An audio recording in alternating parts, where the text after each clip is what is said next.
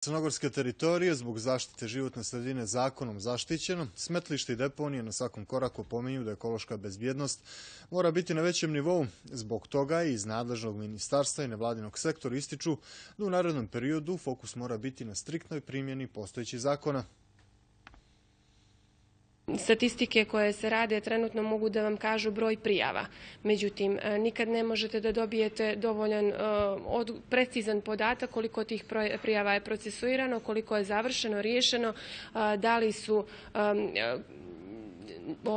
rješenjima odrađene određene kazne, da li smo imali neke rezultate. U jednoj turističkoj destinaciji kao što je Crna Gora ne možemo više biti neodgovorni prema onome što se dešava u zaštićenim zonama, ne možemo trpiti određena ekscesna stanja i moramo voditi računa da to što su nam zaštićena područja zapravo na održiv način koristimo i valorizujemo tako da sve ono što uložimo u njih se negdje ekonomski vrati.